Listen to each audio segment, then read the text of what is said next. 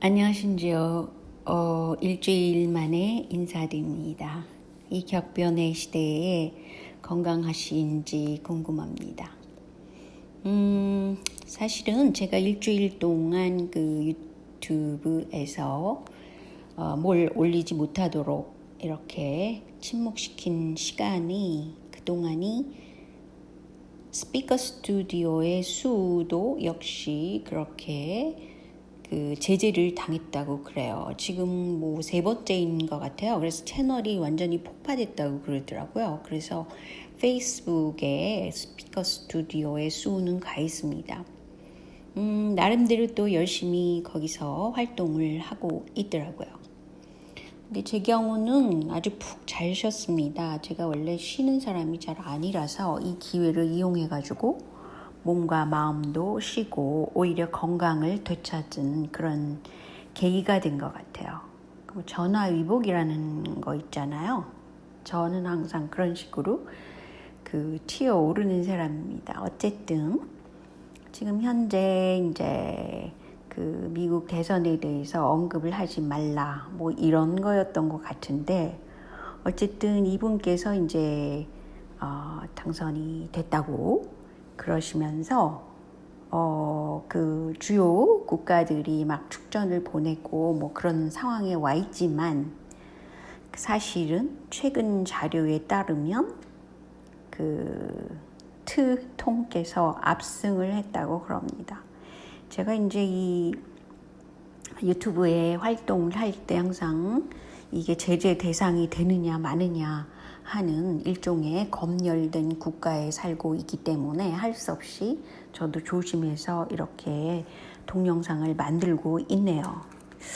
그런데 이렇게 트통께서 압승을 하게 된 이유를 보니까요. 뭐 워낙 많이 부정 선거였던 그것이 지금 드러나고 있고 특별히 이제 많이 생각을 했겠죠.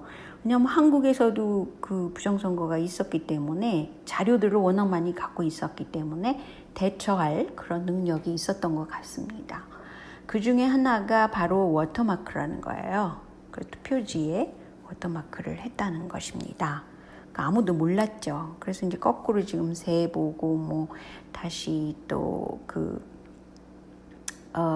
더위 상위 기관에서 이제 그것을 다루게 됐는데요. 과거에 연방 대법원에서 부시가 이제 대통령이 됐을 때 리카운트를 했다고 그러잖아요. 2000년도에 그때도 연방 대법원에서 부시가 이겼다라는 걸 판단할 때까지는 무려 37일이 걸렸다고 그럽니다. 근데 왜 지금은 그렇게 재빨리 주요 언론사에서 그렇게 바이든 후보가 이겼다는 것을 막 환영하는 쪽으로 했을까? 그만큼 세계가 매스컴이 오염되어 있다는 것을 뜻하는 것이죠. 한국은 물론 40개의 OECD 포함해서 나라 중에서 40위, 무려 40위를 꼴찌를 한 정도로 매스컴의 검열이 심하다고 그럽니다. 그러니까 뭐 기자분들이나 언론사가 다 위축됐겠죠.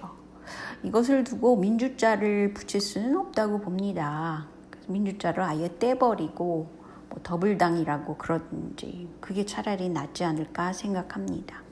근데 제가 자료를 꼼꼼히 체크를 하다가 보니까 지금 지지율 조사에도 문제가 상당히 많더라고요. 뭐냐면 리얼미터 이외에도 엠브레인 퍼블릭이라는 거를 주관을 해가지고 여론조사 전문 업체 4개가 조사를 했다고 그러는데 남녀 1,002명을 대상으로 했다고 그래요. 그러니까 한 회사당 약 250명을 조사를 한 건데 뭐 그러면 너무너무 쉽죠. 이런 거 조사할 때도 이것이 완전히 1대1 조사가 아니고 전화 자동 답식 뭐 이런 것을 많이 껴서 이렇게 하기 때문에 문제가 많은데도 결론적으로 이 뉴스에서는 긍정평가가 오히려 올랐다. 50%까지 뭐 이렇게 일종의 선전 아닌 선전을 해대고 있었어요. 그래서 물론 제가 엠브레인 퍼블릭이나 뭐 이런 리서치 여론조사들이 핵심은 대기업의 마케팅을 위한 그런 시장조사를 이 사람들이 많이 하거든요. 이 기관들이. 특히 엠브레인 퍼블릭은 영국계인 걸로 제가 알고 있습니다. 그거는 그렇고요. 그래서 이제 이런 조사가 나왔단 말이에요. 그래서 아니 도대체 어떻게 조사를 했길래 이런 지지율 소폭 증가가 나왔을까 봤더니요. 엠브레인 퍼블릭 회사의 주 고객사를 보십시오. 기상청, 농림부, 교육부, 행안부, 마사회, YTN, 코트라 등등 여기 나온 걸 보면은 대부분 그 정부에서 돈을 내는 그런 공기업이거나 그런 공적 기관이란 말이죠. 그 말은 세금을 통해서 운영되는 그런 공기업들이 주요 고객이라는 거예요. 누가? 엠브레인 퍼블릭이. 그러니까 일종의 정부기관인 거예요. 이 지지율 조사 기관 자체가. 그러니까 얼마나 그 낯간지럽게 이렇게 꼭 해야 되는 건지 모르겠더라고요. 보면은. 그런데 이제 문재인 정부의 가장 핵심 사안은 현재 무엇이냐? 그것은 바로 공수처 설치라고 봅니다. 그리고 또 하나의 과제는 성땡땡자의 그 합법화. 누가 그거를 추진하냐면 바로 이분이 추진을 하죠. 과거에 민정수석 하신 분, 그 어마무시한 채무를 6원으로 갚고 채무탕갑까지 하신 분. 이분에 대한 뉴스는 그 다음에 후속타가 없었어요. 그래서 제가 이 뉴스를 그냥 캡처해 둔 겁니다. 그런데 제가 지금 한국의 대안은 무엇이냐? 윤석열 총장이라는 분은 제3의 인물이고 정치인이 아니었잖아요.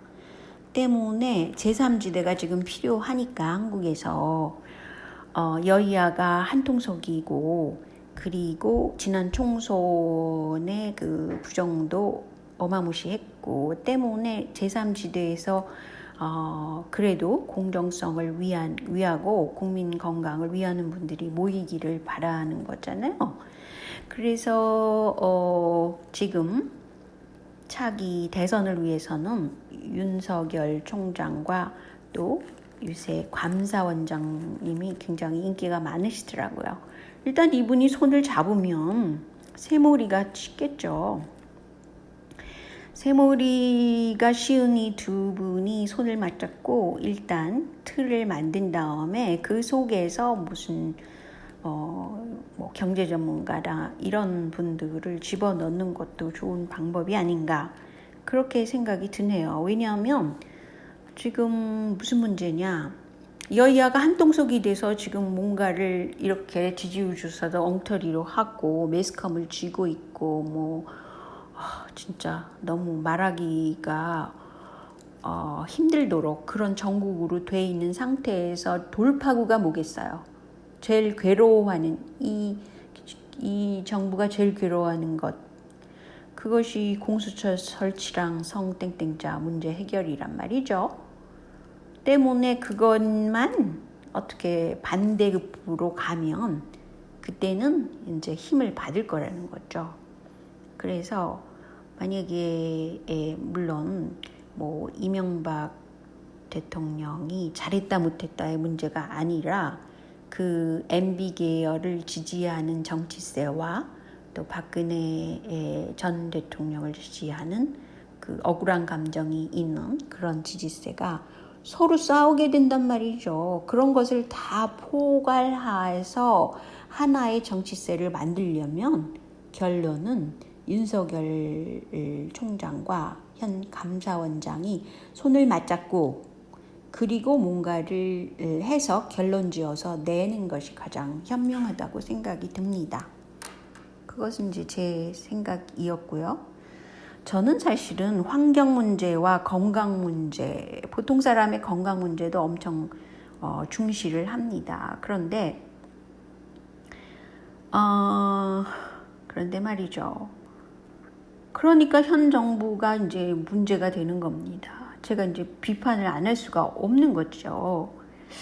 그래서 영풍 석포 재련소의 문제는 안동댐의 문제랑 연결되고 현 그 더불당에서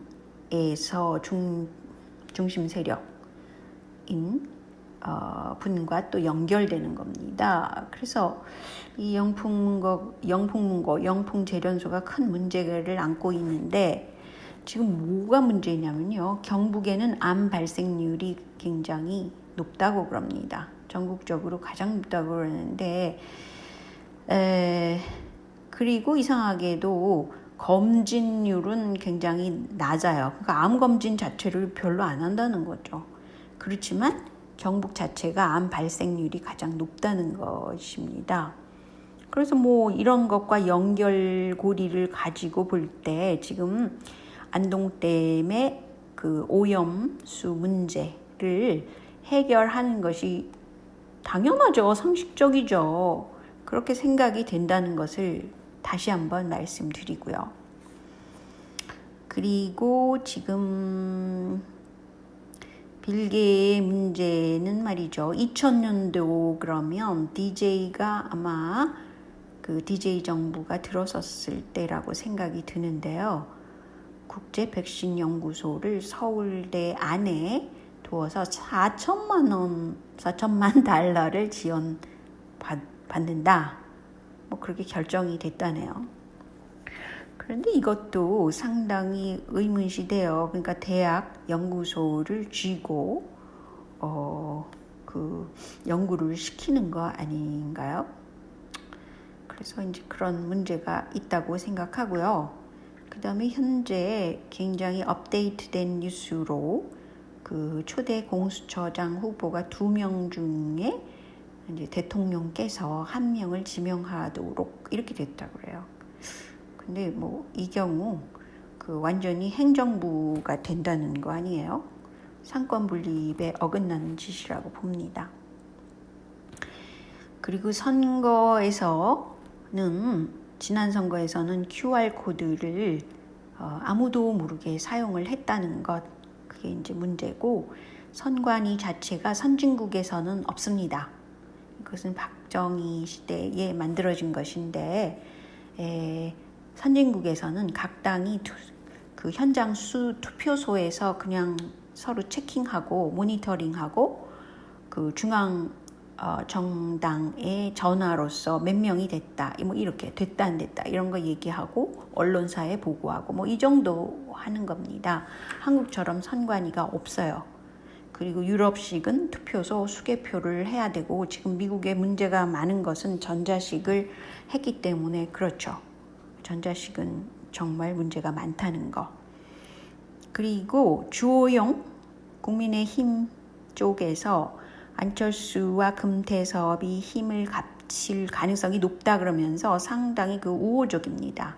그렇지만 금태섭 씨는 전에도 설명드렸지만 이런 문제가 있고요. 또 안철수 정당도 이런 문제가 있습니다. 때문에 이렇게 합친다고 해서 별로 좋은 건 아니라고 봅니다.